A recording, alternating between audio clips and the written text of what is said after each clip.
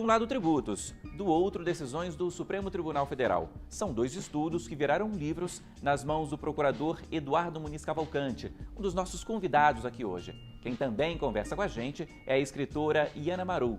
Ela nasceu na Alemanha, cresceu na Espanha e vive no Brasil há quase 17 anos.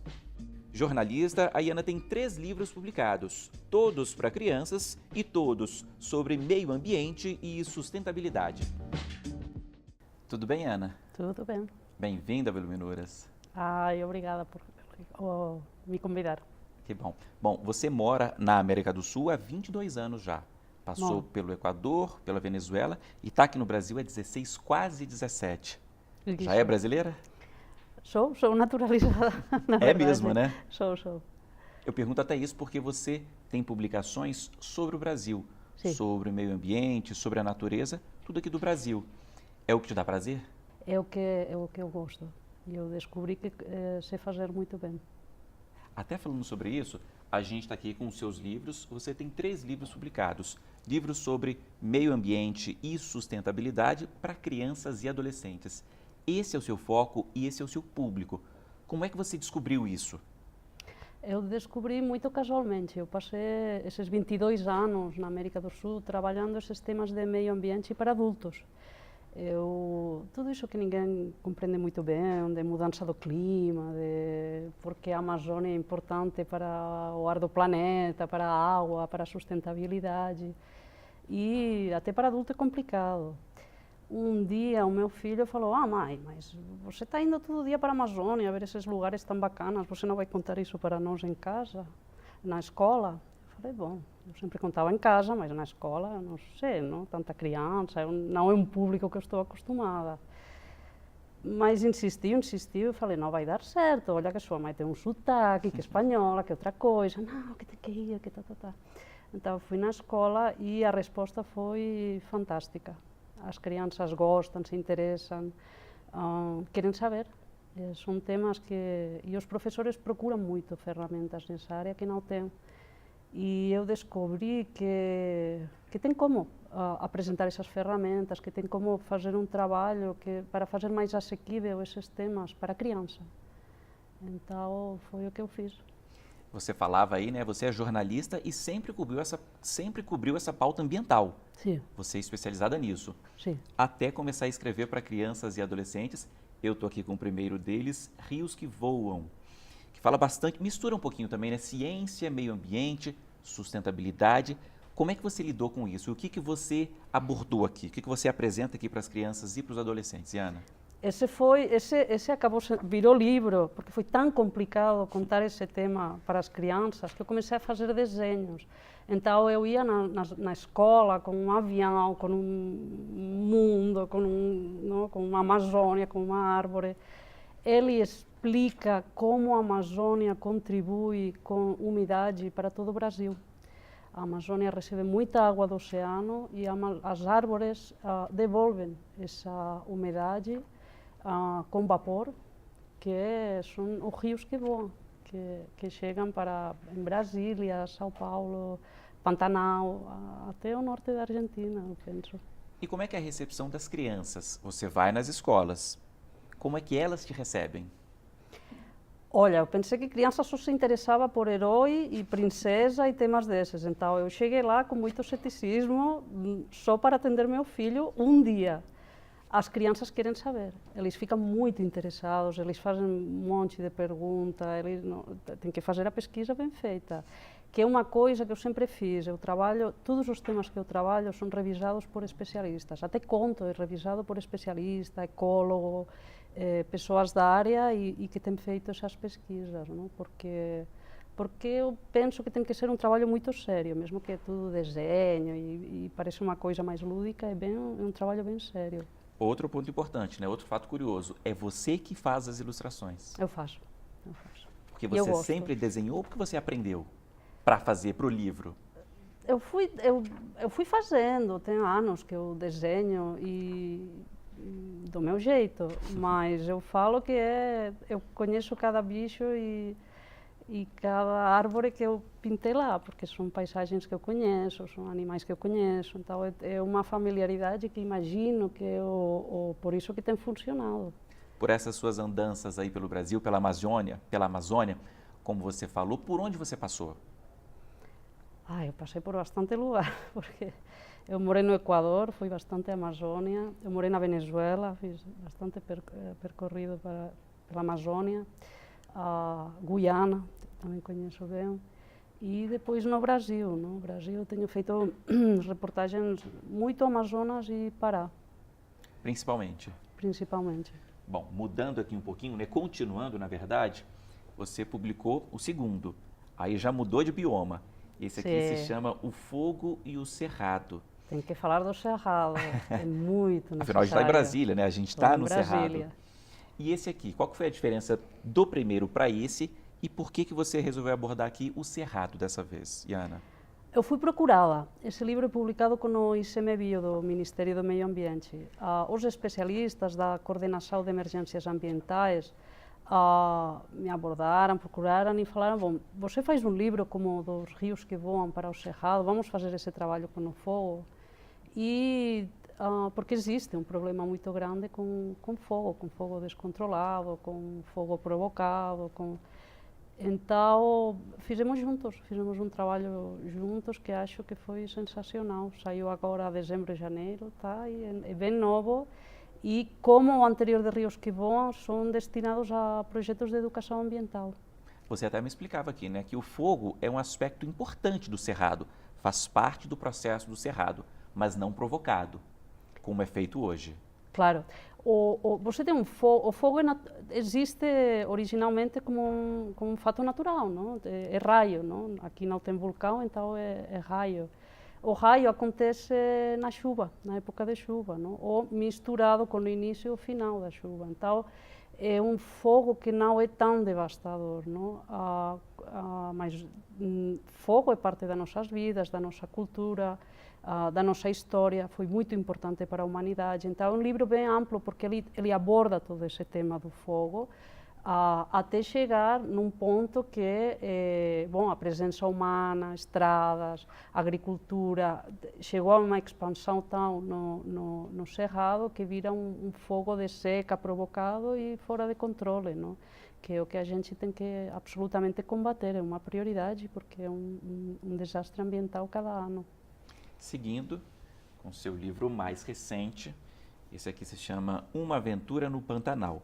E é esse livro que você mais tem trabalhado hoje. Você até falou aqui, né, que O Fogo e o Cerrado também é recente, é no finalzinho do ano passado, do comecinho deste ano, mas o mais recente é este aqui, Uma Aventura do Pantanal, que você muda de novo de lugar também aqui no Brasil. Esse aqui, qual que é o objetivo, Iana? Esse saiu tem 2, 3 anos. Eu ajudei a fazer um guia para crianças do Pantanal.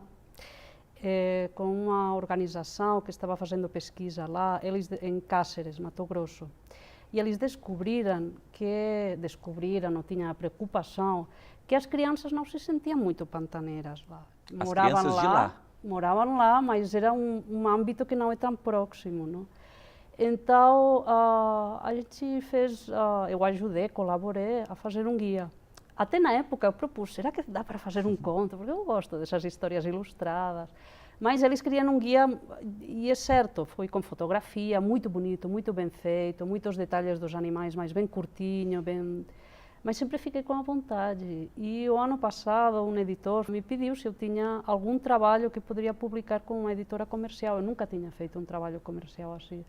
E eu falei, bom, tem essa história do Pantanal, que está acabada, que eu faço nas escolas, que eu estou gostando muito e as crianças gostam. Então, foi publicado e estou amando.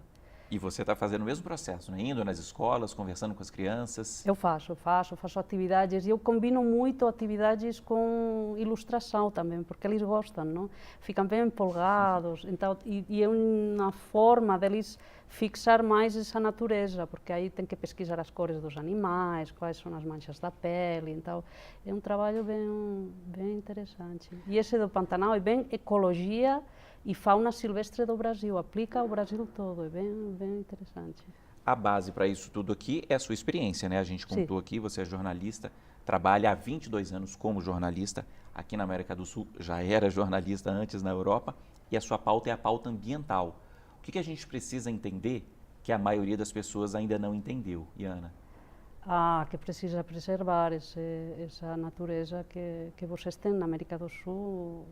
É sensacional, vocês precisam mesmo, porque é uma riqueza que só vai gerar mais riqueza, não? Isso eu descobri muitos anos viajando na Amazônia, onde teve uma destruição muito grande. Bom, acabou que não chove nos lugares, o que precisa, a seca avança, então não é bom para o agricultor, não é bom para ninguém, não? E isso precisa na América do Sul, mas precisa no mundo inteiro. Não é que é uma coisa que um europeu tem que falar para um americano para um europeu. Todo mundo tem que fazer esse trabalho. E todo mundo sabe disso ou deveria saber disso? Sabe, mas tem muita teoria, sabe que é politicamente correto, mas eu acho que precisa ainda um pouco mais entender o porquê, que é o que eu tento fazer com essas divulgações. Eu tentei fazer muito tempo com adultos, com o meu trabalho, e faço agora com esses livros. Com as crianças? Com as crianças. Voltando um pouquinho no tempo, Iana, você tem uma outra publicação aqui que você me explicava antes, que é sobre guerra e envolve as crianças na guerra. É uma publicação muito delicada. O que foi isso aqui? Qual foi o seu objetivo? Esse é um trabalho, é antropologia quase, história. Esse é um trabalho que eu fiz há 24 anos, 93. Eu fiz como jornalista, eu participei de um trabalho de ajuda a refugiados e a jornalistas, porque a imprensa foi muito atacada na guerra de Sarajevo. Eles tentavam conseguir escrever jornais e que os jornais fossem divulgados no meio da guerra, no meio do sítio, que era tudo, não? Tinha os snipers, não? Os atiradores nas montanhas disparando. Uma situação bem difícil, a gente se envolveu ajudando os que precisavam sair, a gente ajudou a acolher refugiados. Então, eu fiz uma viagem importante lá, passei um tempo lá com 10 dias, mas é a guerra, não é? 2 semanas. Então, eu fui lá, fiquei em casas, não? Das pessoas, dos jornalistas, estive em casa. E uma das coisas que nós fizemos de manhã era acompanhar a menina que ia na escola cada dia. Era uma menina de 5 anos na época. E eu me lembro que ela sempre olhava para um buraco que tinha no chão, que era uma granada que tinha matado um vizinho dela, um amigo dela. Então, ela corria risco de vida, não? Indo para a escola cada dia mais dia. O que nós fizemos foi ir nas escolas, especialmente nessa escola, e juntamos várias escolas, juntamos os desenhos das crianças, que são desenhos da vida normal deles, só que a vida normal deles é a morte, não? É pessoas quebradas, assassinadas. Então, juntamos, levamos para o Museu do Brinquedo, que era da cidade onde eu trabalhava na época, e conseguimos fazer esse livro para coletar dinheiro, compramos material e levamos nas escolas em Sarajevo. E elas escrevem, né, desenham exatamente o que elas estão vendo. Claro. É um trabalho que te emociona até hoje. Me emociona muito, porque foi... Bom, eu vivi isso, não? Eu estive lá, eu fui com as crianças, eu vi como essas crianças iam cada dia na escola arriscando as vidas, não? E o desenho que você tem nessa capa é um menino que de 4 anos, acho que era na época, que eram 2 gêmeos e caiu uma bomba em casa, acho que matou os pais e ele nunca mais falou. Só escrever assim. A marca fica para sempre, né? Iana, é isso, estou vendo que você está emocionada. Que bom conhecer aqui essa história, triste, mas faz parte, né, da nossa realidade. Faz parte, e tem evoluído, a situação lá está muito boa agora, as pessoas estão muito bem. Que bom. Conhecer também os seus livros, né, sobre o meio ambiente, sobre sustentabilidade. Foi um prazer te receber aqui no Iluminuras. Muito obrigado. Tá bom, obrigada. Bom, a gente vai para o intervalo e volta num instante. No segundo bloco, a conversa é com o procurador Eduardo Muniz Cavalcante. É um minutinho só, não saia daí.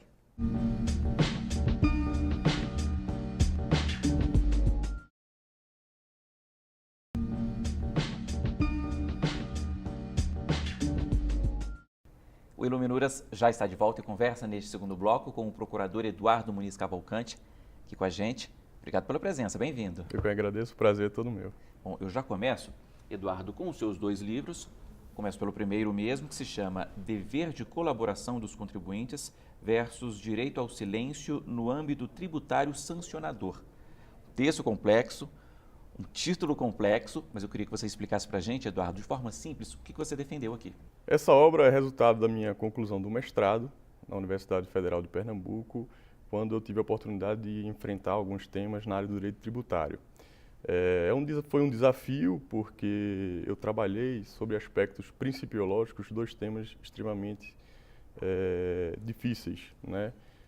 O princípio do direito ao silêncio, que é muito utilizado no âmbito penal, e trazendo ele para o estudo do direito tributário sancionador. Até que ponto esse alcance, o sentido principiológico faria sentido no procedimento tributário. E, de outro lado, um princípio não tão trabalhado na literatura brasileira, que é o dever de colaboração dos contribuintes, que é muito estudado na Europa, literatura estrangeira, e trouxe para cá aspectos mais aprofundados desse tema, enfrentando aí, nesse desafio, até que ponto esses princípios seriam colidentes ou se complementariam no aspecto tributário sancionador, seja ele judicial, seja ele administrativo. E quais foram as conclusões, Eduardo? As conclusões, elas são muito complexas do ponto de vista técnico aqui. Se eu puder resumir uma mensagem, é de que no âmbito tributário sancionador administrativo do contencioso, o alcance ele seria mais restrito, tá? No âmbito judicial, como a gente fala de uma preservação do direito constitucional, de não auto-inculpar-se por parte do contribuinte investido naquela condição de réu, esse princípio faria, às vezes, de sua extensão mais ampla. Seguindo aqui, esse é fruto do seu mestrado, e eu estou aqui com um livro, o seu segundo livro, que é fruto do seu dia a dia, Isso. do seu trabalho cotidiano. Se chama Jurisprudência do STF, anotada e comentada. Perfeito. Quais foram as conclusões que você descobriu aqui e colocou aqui no papel? Essa obra ela foi resultado da minha prática jurídica, que durante muitos anos, como procurador, exerci no próprio Supremo Tribunal Federal. E então, com um corte temporal, analisei decisões importantes enfim, significância expressiva no cenário nacional e fui brindado com o prefácio do ministro Marco Aurélio do Supremo Tribunal Federal. E qual é a característica desse livro? Eduardo, é um livro de consulta? Como é que pode ajudar as outras pessoas? Sim, é um livro, do ponto de vista prático, que pode ser muito utilizado pelos profissionais do direito, né? Seja um advogado, um procurador, um magistrado. Num corte temporal, eu analiso várias decisões interessantes do Supremo, né? Então, é um livro de uma consulta mais operacional, da vida do advogado, do jurista, na prática forense. E pode ajudar as pessoas também a lembrar como é que foram os casos, né? Sim, sem dúvida, sem dúvida, sem dúvida. Agora, falando sobre outros casos, outras leituras, Eduardo, o direito é o seu dia a dia. Sim. O direito é pesado, é complexo. O que você gosta de ler? Qual que é a sua literatura técnica sobre o direito que você gosta, que te dá prazer? Eu sou um apaixonado pelo direito, então me pego sempre lendo artigos, livros e jurídicos, sempre jurídicos. Mas recentemente tem me despertado muito uma literatura de um tema não jurídico relacionado à criatividade. Tá? Eu sempre fui envolvido também com a leitura de aspectos econômicos, políticos, mas recentemente, a partir de um curso que eu fiz, que não tem aspecto nenhum jurídico, mas desenvolve esse lado da criatividade. E o tema muito envolvente sobre o aspecto da reaprendizagem criativa da pessoa. E a mensagem é muito interessante do curso, que foi desenvolvido no Vale do Silício, tá? Por uma universidade é de um conglomerado de algumas grandes empresas, como o Google, a NASA, a Nokia, que fundaram esse curso na Singularity University, que desenvolveu aí vários temas. E desse curso, várias obras foram produzidas. Tá? Uma delas, essa atualmente que eu estou lendo, e por mais de uma vez, me chamou muita atenção, com mensagens interessantes sobre o futuro. Né? Esse livro é bem curioso porque ele quebra essa falsa percepção da sociedade de que o futuro será um desastre. Né? O livro ele procura idealizar de que o futuro é melhor do que a gente imagina. Outro ponto bastante significativo do livro é quando ele traz uma abordagem de que as informações precisam ser livres, né? E ele conta vários casos sobre isso. O livro, por exemplo, traz frutos, traz resultados que você consegue adaptar ao nosso dia a dia? Sim, sem dúvida. Eu acredito muito hoje num compartilhamento de ideias de conteúdo, né? A gente é bombardeado aí pela mídia e enfim, uma literatura de conteúdos mais rasteiros, né? Muitas vezes. E o futuro demanda esse compartilhamento de ideias mais profundas, de conteúdos essenciais e que podem ser difundidos, né, para a sociedade. Então, essa é uma mensagem muito interessante que o livro passa. Né? Você trouxe outros livros aqui para a gente que você gosta, que te marcaram, que você está lendo. O que você destaca, Eduardo? Tem outros livros que me marcaram mais recentemente, tem um do Michael Sandel, né, que é o de Justiça, O que é Fazer a Coisa Certa, um professor de Harvard, e é uma literatura aparentemente para aqueles da área jurídica, mas não, ele abrange um público muito mais amplo tem um aspecto também filosófico, né? Ele é um filósofo, não é isso? Isso. E ele, como é que ele aborda isso? Como é que ele aborda essa questão da justiça, Eduardo? O que você captou? Tá, ele traz, na verdade, ideias de concepções econômicas, políticas, de desafio entre o bem-estar social, o livre mercado, escolhas, né, entre as situações, moralidade, são vários temas tratados no livro. Né? Outro livro aqui que você trouxe para a gente é Por que as Nações Fracassam? Você me falava que é um livro que você está lendo, não é isso? Isso. Eu li alguns capítulos, voltei a ler, mas sempre estou lendo. É um livro que realmente me despertou muito interesse. Também são professores de Harvard, né? E que desenvolvem e quebram essa mística de que os países subdesenvolvidos, né? Eles pelo simples fato da colonização, terem essa condição de países em desenvolvimento ou subdesenvolvidos. Não é só isso. E ele é muito interessante porque ele dá uma abordagem geográfica, climática, cultural, política, para trazer essa distinção entre nações, porque uma se desenvolve mais do que a outra, e é bem interessante. Um outro livro aqui, você também trouxe, A Ditadura Escancarada, que faz parte da coleção do Hélio Gaspari sobre o regime militar aqui no Brasil, não é isso? Isso, exatamente. Por que você destaca esse? Eu trouxe esse livro porque durante boa parte da minha adolescência e, por que não dizer, um pouco da infância, me despertou muito a literatura sobre o período militar. E essa coleção foi uma das que eu li. Então, isso me fez trazer, porque nesse período eu, digamos, despertei muito para a literatura, né?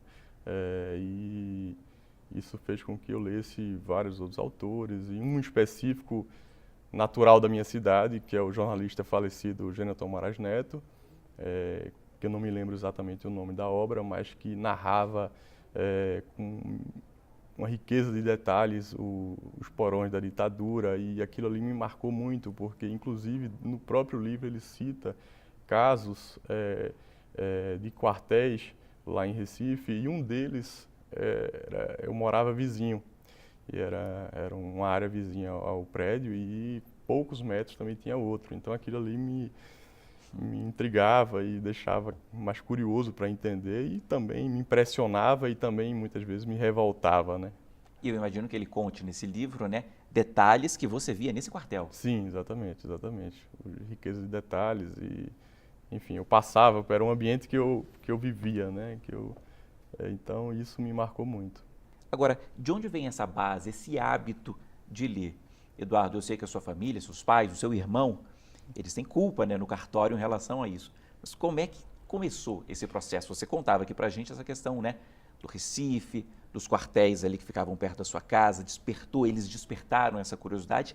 O que mais e quem mais foi responsável? Exato, como eu tinha te falado, o Recife é muito forte nessa cultura literária, política e progressista, por que não dizer. E não sei te dizer como houve um despertar desse ambiente de leitura, mas talvez naturalmente esteja já na minha essência e de uma família que sempre se envolveu, de um tio filósofo, poeta, escritor, o João Muniz de Brito, de um irmão que é apaixonado por leitura, também filósofo, de uma mãe que era socióloga e professora, do meu pai engenheiro que até hoje lê muito. Então, naturalmente, essa vontade foi nascendo e depois passando para a escrita também, né? A vontade de opinar, de extravasar, de expor as ideias e os sentimentos, né? Ok. Eduardo, é isso. Foi um prazer a gente conhecer um pouco mais sobre você, sobre as suas obras aqui. Muito obrigado pela presença aqui no Iluminuras. Eu que agradeço, é um prazer. Bom, e muito obrigado a você também que nos acompanhou aqui hoje. O Iluminuras fica por aqui, mas para rever este e outros programas, basta acessar tvjustiça.jus.br. Escreva para a gente também, iluminuras@stf.jus.br. É isso. Até a semana que vem. Tchau.